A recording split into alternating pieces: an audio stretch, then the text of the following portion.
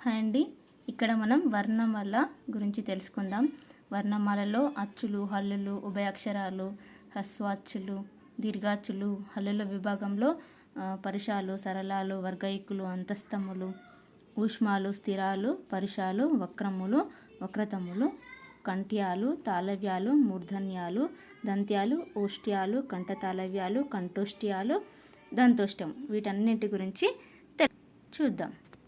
First ఇక్కడ వర్ణమాల భాషా ధ్వనులకు సంబంధించిన అక్షర గుర్తుల పట్టికను వర్ణమాల అంటారు. దీనినే వర్ణ సమమ్నాయం లేకపోతే అక్షరమాల అంటారు. వర్ణమాలకు మూలం మహేశ్వర సూత్రాలు 14. ఇవి 14 ఉంటాయి.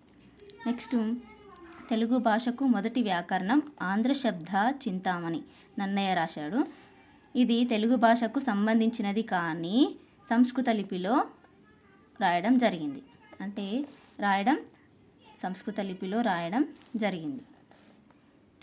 తెలుగులోనే వ్రాయబడిన మొదటి వ్యాకరణం ఆంధ్ర భాషా భూషణం. ఇది రాసింది మూలఘటిక కేతన. ఈయన తిక్కన సమకాలికుడు. నేటికి ప్రామాణికంగా ఉన్న వ్యాకరణం బాల వ్యాకరణం.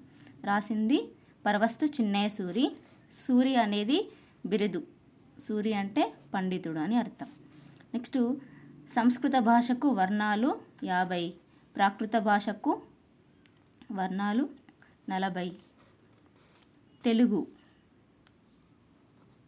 తెలుగు ఆంధ్రము తెలుగు లేకపోతే ఆంధ్రం భాషకు వర్ణాలు 56. అచ్చమైన తెలుగు భాషకు వర్ణాలు 36. ఫస్ట్ ఇక్కడ అచ్చులు అంటే స్వతంత్రంగా పలుకబడే వర్ణాలు అచ్చులు. అచ్చులకు గల మారుపేర్లు ప్రాణాలు, స్వరాలు, స్వరములు అంటారు. అచ్చులనే ఇంకో విధంగా ప్రాణాలు అని పిలుస్తారు. వీటినే స్వరాలు లేకపోతే స్వరములు అని కూడా పిలుస్తారు. ఇవి 16 ఉంటాయి. నెక్స్ట్ హల్లులు అచ్చుల సహాయం చేత పలుకబడే వర్ణాలు హల్లులు. ఇవి 37 ఉంటాయి. హల్లులకు గల మారుపేర్లు వీటిని ప్రాణులు అంటారు, లేకపోతే వ్యంజనాలు అని కూడా అంటారు. ఇక్కడ అచ్చులని ప్రాణాలు, హల్లులని ప్రాణులు అంటారు. ఇక్కడ ఏ విధంగా గుర్తుంచుకోవాలంటే హల్లులో అచ్చులు కొండిలా తగిలేసి ఉంటాయి, అంటే కొమ్ములాగా తగిలేసి ఉంటాయి కాబట్టి అందుకే వీటిని ప్రాణులు అని అంటారు. హల్లుల్లో అచ్చులు అనేవి ఇట్లా కొండిలాగా కొమ్ములాగా తలిగేసి ఉంటాయి కాబట్టి వీటిని ప్రాణులు అంటారని గుర్తుంచుకోండి. నెక్స్ట్ ఉభయాక్షరాలు. అచ్చులు మరియు హల్లుల సహాయం చేత పలుకబడే వర్ణాలు ఉభయాక్షరాలు ఇవి 3, 0, అర 0, విసర్గ. నెక్స్ట్ హ్రస్వాచ్చులు. దీర్ఘం లేనటువంటి అచ్చులు హ్రస్వాచ్చులు. ఇవి ఆ, ఈ, ఉ, రు, ఏ, ఓ. నెక్స్ట్ దీర్ఘాచ్చులు అంటే దీర్ఘం ఉన్న అచ్చులు దీర్ఘాచ్చులు. ఆ, ఈ, ఉ, రు, ఏ, ఓ, ఐ, ఔ. నెక్స్ట్ హల్లుల విభాగం. దీంట్లో హల్లులు వాటిలో రకాలు ఉన్నాయి, చూద్దాం. ఇక్కడ ఫస్ట్ వన్ వచ్చేసి పరుషాలు అంటే కఠినంగా పలుకబడినవి పరుషాలు. పరుషాలకు మారు పేరు శ్వాసాలు. వీటిని వర్గ ప్రథమాక్షరాలు అంటారు. పరుషాలు అంటే క, చ, ట, త, ప. కచట తపలని పరుషాలు అని అంటారు. వీటిని శ్వాసాలు అని కూడా అంటారు. నెక్స్ట్ రెండవది సరళాలు అంటే ఏంటో చూద్దాం. తేలికగా పలుకబడు వర్ణాలు సరళాలు. ఇవి పరుషాలేమో కఠినంగా పలుకబడతాయి, ఇవి సరళంగా పలుకబడతాయి. పరుషాలు వర్గ ప్రథమాక్షరాలు, సరళాలు వర్గ తృతీయాక్షరాలు. సరళాలకు మారు పేరు నాదాలు. ఇక్కడ స ఉంది, నా ఉంది, సనా. సరళాలని నాదాలు అంటారు. ఇలా సనా అని గుర్తుంచుకోండి. దీన్ని గ, జ, డ, ద, బ గజడ దబాలని సరళాలు అని అంటాం. నెక్స్ట్ వర్గ ఇక్కులు. వర్గైకులు, వీటినే మహాప్రాణులు అంటారు. పరుష సరళాలకు ఒత్తులు ఇచ్చి రాయబడు వర్ణాలు. పరుష సరళాలే, కాకపోతే వీటికి ఒత్తులు ఉంటాయి. ఒత్తులుండే పరుష సరళాలకు ఒత్తులు ఇచ్చి రాయబడు వర్ణాలు వర్గయుక్కులు అవుతాయి. ఖ, ఛ, ఝ, ఠ, ఢ, ఫ, ఘ, ధ, థ, ధ, భ ఇలాంటి వాటిని వర్గయుక్కులు అంటారు. ఈ వర్గయుక్కులు వర్గ ద్వితీయ చతుర్థి అక్షరాలు. నెక్స్ట్ 4th వన్ అనునాసికాలు. ముక్కు సహాయం చేత పలుకబడే వర్ణాలు. ముక్కు సహాయం చేత పలుకబడే వర్ణాలు అనునాసికాలు. ఇన్య, ఇని, అన, నా, మా వీటిని అనునాసికాలు అంటారు. అరసున్న, విసర్గ, సున్నా ఇవి కూడా అనునాసికాలే. Next 5th one స్థిరాలు. స్థిరాలు అంటే చూద్దాం. కా నుండి హా వరకు పరుష సరళాలు గాక మిగిలినవి స్థిరాలు. అంటే పరుష సరళాలు కాకుండా మిగిలిన వాటిని స్థిరాలు అంటారు. కా నుంచి హా వరకు పరుష సరళాలని వదిలేసి మిగిలిన వాటిని స్థిరాలు అని అంటారు. అంటే ఏమేమి వస్తాయంటే వర్గయుక్కులు, నెక్స్ట్ అంతస్తాలు, ఉష్మాలు, అనునాసికాలు వీటిని స్థిరాలు అని అంటారు. ఇవి 25 ఉంటాయి. 25 స్థిరాలు ఉంటాయి. Next 6th one స్పర్శాలు. స్పర్శాల వర్గీకరణ 5 రకాలు. ఈ స్పర్శాలని ప్రాణులు అంటారు. కోడు, ఇవి హల్లులు కాబట్టి ప్రాణులు అంటారు. 5 రకాలు కాబట్టి కా వర్గం, చా వర్గం, టా వర్గం, తా వర్గం, పా వర్గం. క, చ, ట, త, ప కచట తప వర్గాలు అన్నట్టు. ఇక్కడ కా వర్గం అంటే క, ఖ, గ, ఘ, ఇన్య. చా వర్గం అంటే చ, ఛ, జ, ఝ, ఇని. టా వర్గం అంటే ట, ఠ, డ, ఢ, అన. తా వర్గం అంటే త, థ, ద, ధ, న. పా వర్గం అంటే ప, ఫ, బ, భ, మ. వీటిని స్పర్శాలు అని అంటారు. ఇవి కూడా 25 ఉంటాయి. ఇక్కడ స్పర్శాలకి కోడ్ చూసుకోండి. స్పర్శ ఒక జ్ఞానేంద్రియం. జ్ఞానేంద్రియాలు 5 కాబట్టి స్పర్శాలు కూడా 5 వర్గాలు ఉంటాయని గుర్తుంచుకోండి. నెక్స్ట్ 7th వన్ అంతస్తములు, అంతస్తాలు. ఇవి కూడా ప్రాణులే. ఇవి హల్లులు కాబట్టి ప్రాణులు. అంతస్తాలు అంటే చూద్దాం. స్పర్శాలకు ఊష్మాలకు మధ్యలో ఉన్నవి అంతస్తములు. స్పర్శాలకి ఊష్మాలకి మధ్యలో ఉన్నవి అంతస్తములు.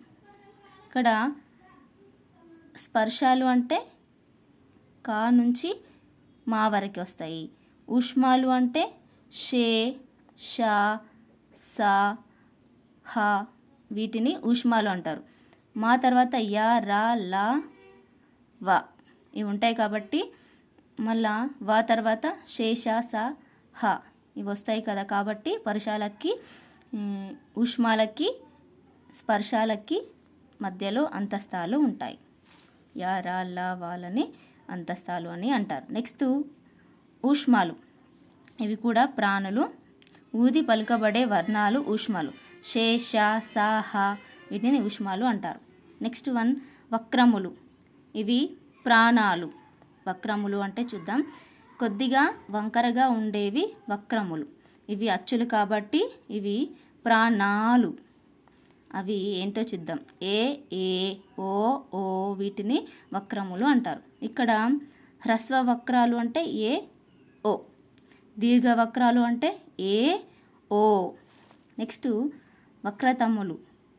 వక్రతమ్ములు ఇవి కూడా ప్రాణాలు. అచ్చులే కాబట్టి ప్రాణాలు. పూర్తిగా వంకరగా ఉన్నవి వక్రతమ్ములు. అవి ఐ, ఔ వీటిని వక్రతమ్ములు అని అంటారు.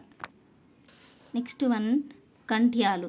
కంఠం నుండి పుట్టి పలుకబడే వర్ణాలు కంఠ్యాలు. కంఠం నుండి పుట్టి పలుకబడే వర్ణాలని కంఠ్యాలు అని అంటారు. కంఠ్యాలు అంటే ఆ, ఆ, హ, క, ఖ, గ, ఘ, ఇన్య వీటిని కంఠ్యాలు అని అంటారు. నెక్స్ట్ తాళవ్యాలు. తాలువు అంటే దవడ. దవడ నుండి పుట్టి పలుకబడు వర్ణాలు తాళవ్యాలు. తాళవ్యాలు అంటే ఈ, ఈ, యా, ష, ఛ, ఛ, జ, ఝ, ఇని.